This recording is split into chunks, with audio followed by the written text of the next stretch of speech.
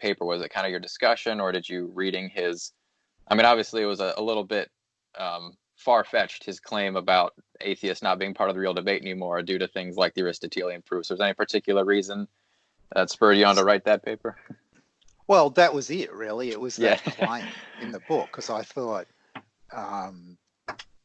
I decided that I'd read the book. I've had a developing interest in the Thomistic arguments, and so I was interested to see what Ed had to say. And then I thought that it's really not that clear how the proofs are supposed to do any serious damage to, say, contemporary naturalist perspectives, right? Or how you could think that they do, right? So that's what motivated me to write that paper, and I wrote another one which I haven't tried to get published yet on the Thomistic argument. So, Ooh, that's a whole fascinating thing. So what you and Feser got into a little bit, and I think, if correct me if I'm wrong on any of this, but I think in your paper you focused really on two premises of his argument. The formalized version, which is like 48 premises or something crazy like that. I think you focused on, I believe it was premises 4 and 7, and it kind of got into what you guys discussed with existential inertia. So would you mind kind of going over your general like objections in that paper and everything? So I'm going to have to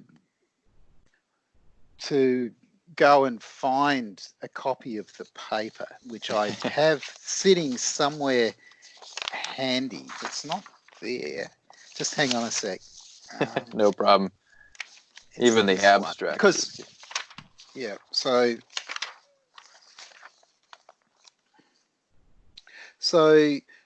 it's just because I want to have the exact wording exactly right. So premise 4 says no potential can be actualized unless something already actualizes it.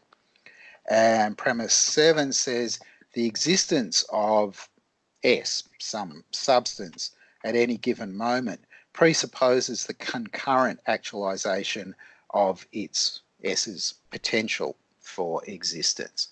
Now, I think that both of those premises are false. Right? So I have a series of metaphysical commitments, I guess, and following from those commitments, it turns out that those claims are false. So I think this argument couldn't possibly do any damage to my position because it just assumes things that I don't believe. Right. So that was that's the whole strategy of the paper. So I'm not undertaking to show that it's irrational to believe these premises, or that, by the lights of Thomas, these premises are pretty obviously true. Right. I know those claims I've got no reason to reject. The point was just, I think these premises are false, so how could this argument show anything about my rationality? Right? Yeah. Right. He might as well have just said, well, you don't believe that God exists, so you're irrational, right? I mean, you pick your claim, right? It doesn't matter whether it's the conclusion of the argument or one of the premises, right? If he really meant it when he said, well, atheists are just out of the conversation because of this argument, then it seems to me a pretty solid reply to just say, well, look, they're false, and let me fill it out a little bit so I can tell you some of the other things I believe that sit around this, right? So it's not just that I'm merely saying it. I really do believe that they're false, right? And there are reasons that I can give why I think that they're false, even if I don't think that those are reasons that should persuade Ed to think that it's false. Okay, so that's awesome. The kind of strategy. Nice. Yeah, I think you've definitely demonstrated beyond a shadow of a doubt that atheists are very much still part of the conversation, very much so. I know I'm looking forward to his reply on that. But yeah, because it seems like that's almost question begging then, because he's assuming these kind of metaphysical principles that like a naturalist has no reason to accept. And so it's kind of a problem or a critique about the whole like Thomist framework, is it's really a lot more highly controversial than they're honest about it being, it seems like. So I'm not sure that it's dishonesty, And I'm Well, sure no, that not. that Ed really believes all of these things and he thinks that they're true.